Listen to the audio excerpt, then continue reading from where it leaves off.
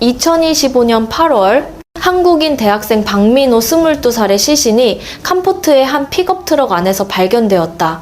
여러 날 동안 전기 고문과 굶주림을 당한 흔적이 뚜렷했다. 이 사건은 아시아 전체를 충격에 빠뜨렸으며 해외 고수익 알바라는 달콤한 제안 뒤에 숨겨진 참혹한 진실 청년들을 강제로 디지털 감금소에 가두고 국제 사기 조직의 도구로 만드는 실체를 드러냈다. 텔레그램 한 통의 메시지에서 시작해 피해자는 유인되고 여권을 빼앗기고 모든 연락이 차단된 채 결국 기술 노예로 전락한다. 탈출의 길이 완전히 끊어질 때까지.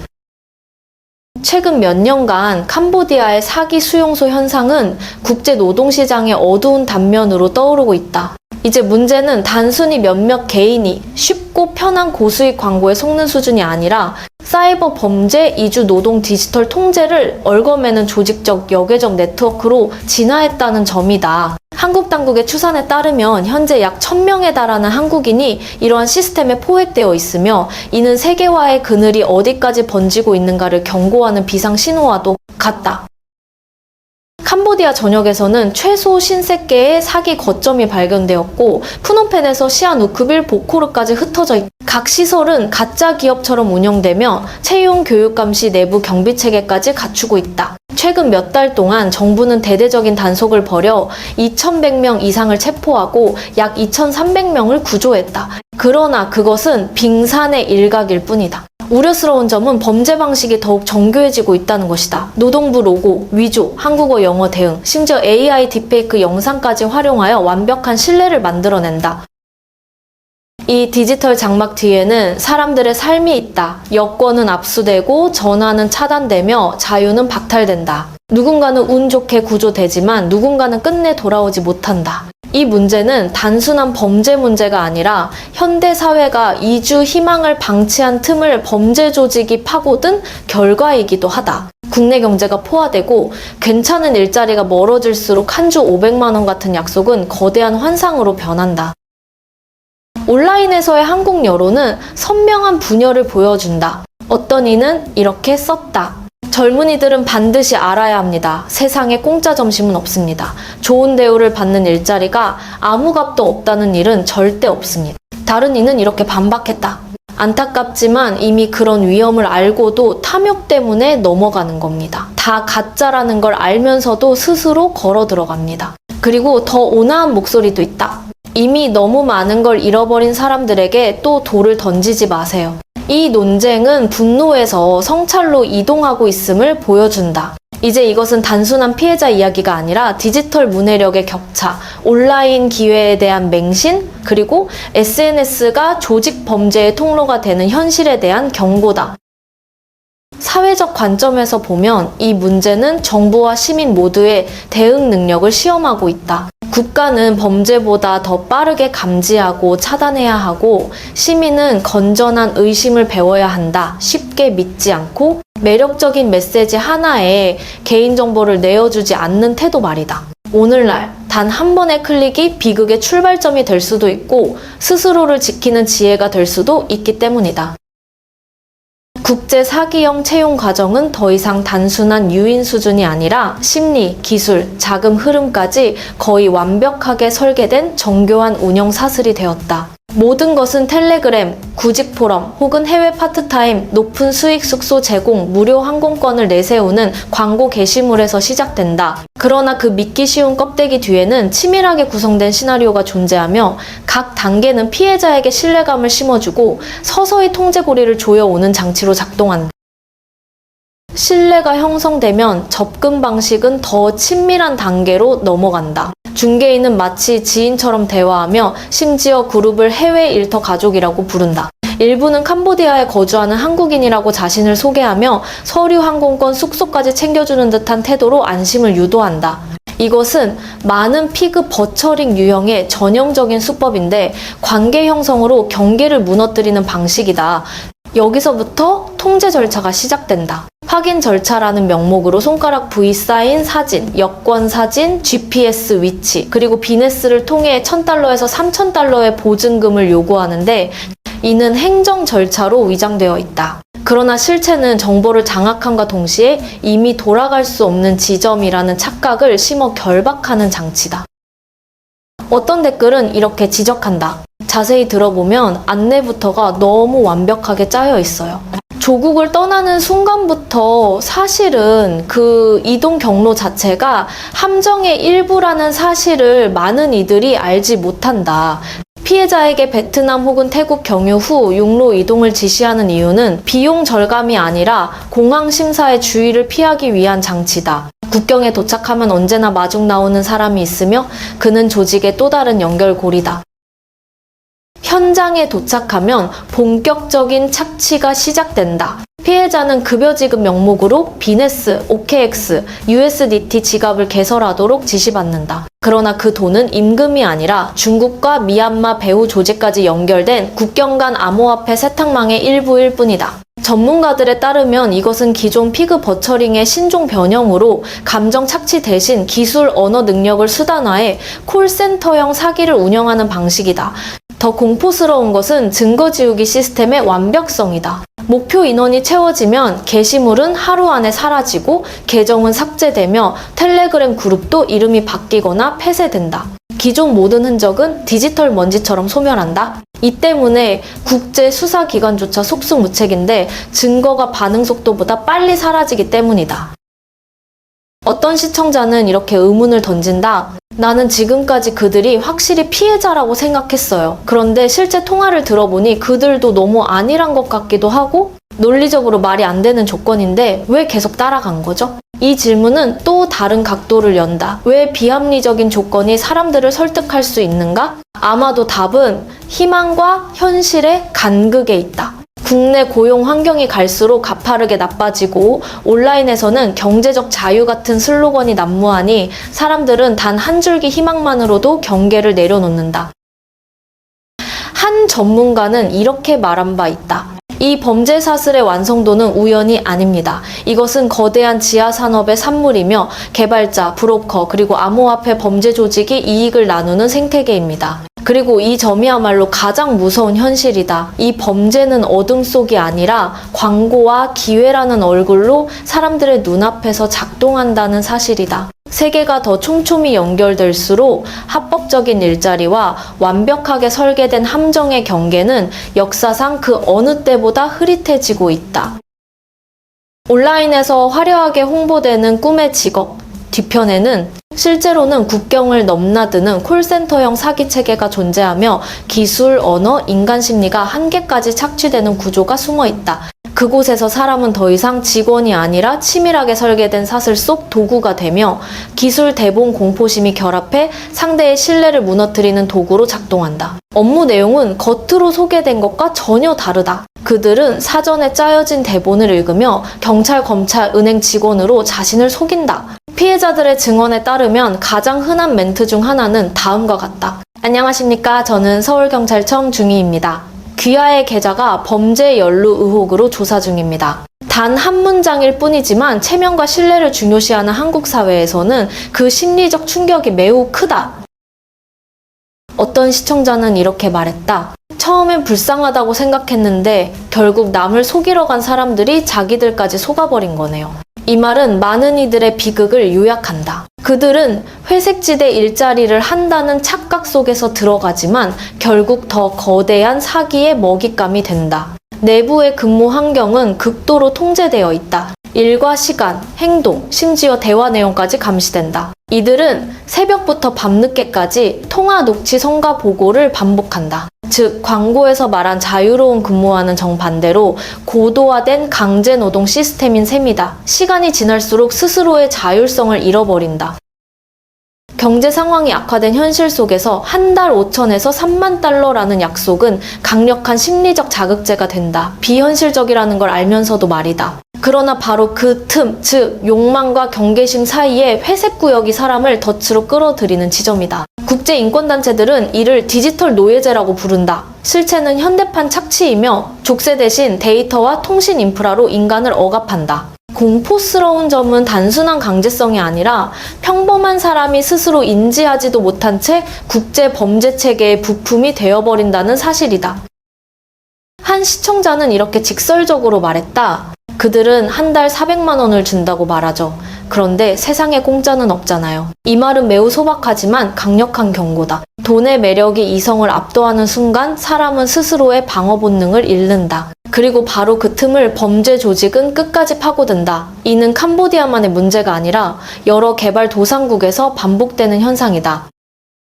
오늘날 디지털 환경에서는 신뢰감 있는 목소리와 정교한 대본만으로도 상대방은 자신의 정보, 돈, 심지어 노동력까지 넘겨준다. 그것이 어떤 구조에 귀속되는지도 모른 채. 그렇기 때문에 디지털 노예제는 캄보디아나 동남아의 지역 이슈가 아니라 글로벌 경고에 가깝다. 기술이 보안이 아닌 착취의 도구가 될 때 사회는 쇠사슬보다 교묘한 지배 방식에 직면하게 된다. 그리고 어쩌면 이 전체 이야기에서 가장 두려운 진실은 기술 자체가 아니라 더 나은 삶을 좇는 과정에서 사람 스스로 경계심을 희생한다는 사실일지도 모른다. 한국과 캄보디아의 공조수사를 통해 수집된 증거들은 대중이 상상하는 것보다 훨씬 복잡하고 거대한 실체를 드러내고 있다. 수백 건의 텔레그램 채팅 기록, 한국어, 중국어, 크메르어로 작성된 다국어 교육 문서, 그리고 통화 후 데이터를 지우는 세부 지침까지 이 모든 것은 디지털 노예제가 이미 국경을 초월한 산업 체계임을 보여준다. 이것은 단순한 기술 범죄가 아니라 기술 빈곤 욕망이 같은 방향으로 맞물려 돌아가는 새로운 지하 경제 모델이다. 이 흐름 속에서 한국 정부 인터폴 캄보디아 내무부는 협력하여 46명을 구조했으며 그 안에는 대학생과 단기 노동자도 포함되어 있다. 그러나 이 숫자는 빙산의 일각일 뿐이며 귀국한 많은 피해자들은 장기적인 트라우마에 시달리며 외상후 스트레스 장애 치료를 받고 있다. 한 피해자는 이렇게 말했다. 우리는 매일 16시간씩 일했습니다. 대본을 틀리면 바로 처벌당했어요. 저는 다시는 집으로 돌아가지 못할 거라고 생각했습니다. 겉으로는 차분한 증언 같지만 그 안에는 이 조직들의 정밀한 통제 구조가 고스란히 드러난다. 사람은 감옥이 아니라 두려움과 데이터의 회로 속에 갇힌다. 2025년 중반, 캄보디아 역사상 최대 규모의 단속 작전이 전개되었다. 프놈펜과 시아누크빌 등에서 수백 개의 사기 거점이 적발되었으며 한때 국제 투자 특구라 불리던 이 지역들은 이제 경제 자유화의 그늘을 상징하게 되었다. 알자지라와 사우스차이나 모닝포스트에 따르면 1000명 이상이 체포되었으며 그 중에는 캄보디아, 베트남, 필리핀, 태국 국적자들과 27명의 중국인이 포함되어 있다. 이 사건은 비공식 경제와 초국가적 범죄의 경계가 디지털 시대에 얼마나 빠르게 흐려지고 있는지를 보여준다. 일부 시청자들은 이렇게 말한다. 법을 훨씬 더 강하게 만들어서 이놈들이 지구상에서 사라지게 해야 한다. 또 다른 의견은 이렇게 덧붙인다. 우리는 그들을 구출해야 하지만 동시에 브로커와 알면서도 가담한 사람들 더 강력하게 처벌해야 합니다. 그들은 피해자인 동시에 가해자이기도 했으니까요. 정말 무섭고 소름 끼칩니다. 꼭 끝까지 수사해주세요. 이 반응들은 여론 속 감정의 분열을 보여준다. 한쪽은 강한 처벌을 요구하고 다른 쪽은 공정성과 인권을 강조한다. 그러나 공통점은 하나 기술이 인간을 압박 도구로 바꿀 수 있다는 현실에 대한 충격이다. 국제 전문가들은 이 사건을 단순한 경제 범죄로 보지 않는다. 이것은 글로벌 노동의 성질 변화를 드러내는 신호다. 금융기술과 가상화폐가 국경을 무력화할수록 기회의 가장자리에서 살아가는 사람들, 실업자, 비숙련 노동자, 혹은 한 번의 기회를 꿈꾸는 이들이 가장 값싼 연료로 희생된다. 한 전문가는 이렇게 말했다. 오늘날의 범죄는 폭력이 필요 없습니다. 스마트폰 하나와 인간의 탐욕이면 충분하죠. 그리고 이것이야말로 가장 큰 도전일지도 모른다. 기술의 폭풍 속에서 사람들이 기회와 덫의 경계를 잃지 않도록 하는 것. 디지털 경제가 일상의 기반이 될수록 우리가 필요로 하는 것은 더 강한 법률뿐 아니라 이해, 경계, 그리고 인간적 연대다. 어떤 기계도 대신할 수 없는 요소들이다. 국제 노동시장이 점점 더 확대되면서 취업 사기는 과거에 쉬운 일, 높은 수익이라는 단순한 형태를 넘어 훨씬 더 정교해졌다. 이들은 빠른 인생 역전이라는 인간의 욕망을 정확히 겨냥하며 기술 심리학, SNS를 결합해 완벽한 기회의 환상을 만들어낸다. 문제는 희망과 경제적 압박이 동시에 작동할 때 개인의 경계 능력은 사실상 마비된다는 점이다.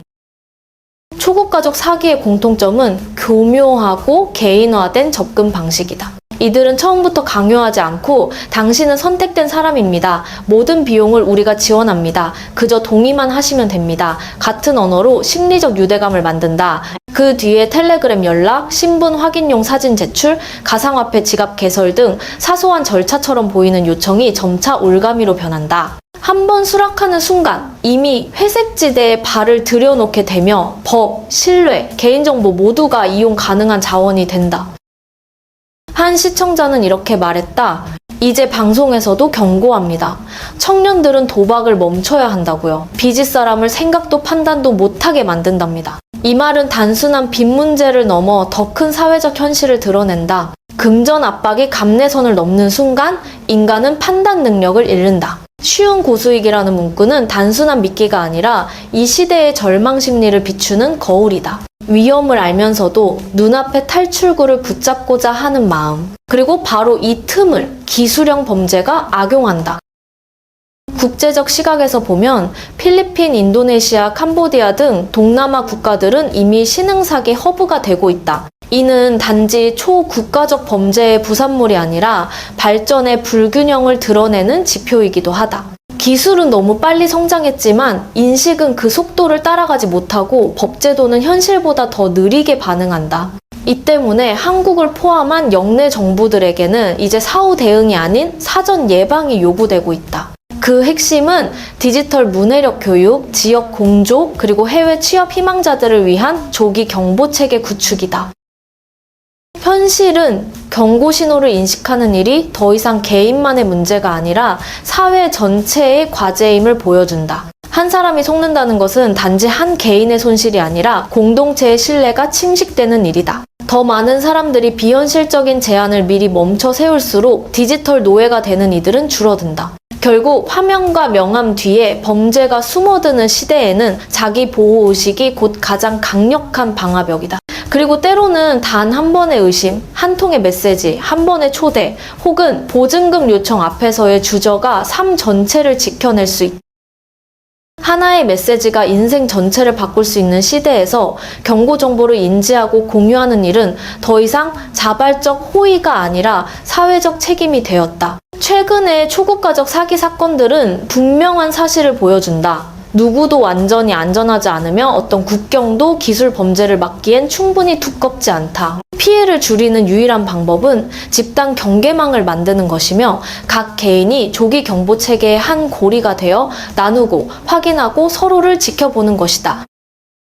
공동체에게 중요한 것은 단지 피해자에게 연민을 느끼는 것이 아니라 또 다른 피해자가 생기기 전에 행동하는 것이다. 경고글 하나, 해외 취업을 준비하는 친구에게 건네는 한마디 조언, 혹은 가족이 보는 채용 정보를 대신 확인해주는 작은 행동, 이런 일들은 실제로 한 사람의 생명을 구할 수 있다. 오늘처럼 초연결 사회에서는 올바른 정보를 퍼뜨리는 일은 단순한 공유가 아니라 공동체의 인식을 만들어내는 행위다. 정책 차원에서 플랫폼과 정부 기관의 책임도 경고 표시에 그쳐서는 안 된다. 채용 게시글 보존 의무, 초국가적 수사 공조, 그리고 국가 간 데이터 공유 속도 향상 같은 제도가 필요하다. 한국, 캄보디아, 베트남, 태국은 또는 반드시 SNS 악용 범죄를 차단할 공동 규범선을 마련해야 한다. 범죄가 이미 디지털 경계를 넘어섰다면 그에 맞선 유일한 대응은 다국적 공조뿐이다. 언론과 저널리즘 역시 핵심적인 역할을 맡는다. 경고는 명확해야 하지만 공포 조장은 안 된다. 사실을 전해야 하지만 과열 소비의 도구가 되어서는 안 된다. 책임 있는 보도란 단순히 전달하는 것이 아니라 대중이 이해하고 스스로 방어할 수 있게 돕는 것이다. 필리핀과 인도네시아는 이미 미얀마, 라오스의 스캠 콤파운드에서 자국민을 대규모로 구조한 사례가 있다. 그들의 성공은 하나의 교훈을 남긴다. 예방이 대응보다 항상 빠르고 강하다. 이제 한국도 사후수습에서 사전 개입으로 이동해야 할 때다. 단지 구조가 아니라 발생 자체를 차단하기 위해.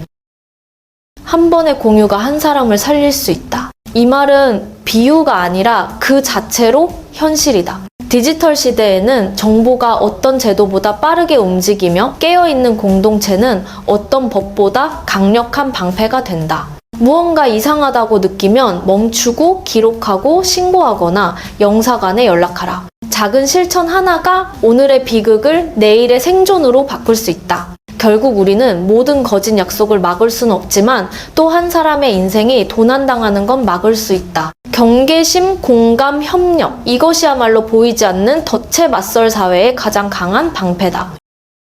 그리고 마지막으로 당신에게 묻는다. 오늘 당신의 친구가 해외 일자리 제안을 받는다면 당신은 어떻게 할 것인가? 침묵할 것인가? 아니면 누구보다 먼저 경고의 손을 내밀어 그를 구할 것인가? 여러분의 생각을 댓글로 남겨주세요. 우리는 끝까지 듣고 있습니다. 함께 끝까지 시청해주셔서 감사합니다. 다음 이야기에서 다시 뵙겠습니다.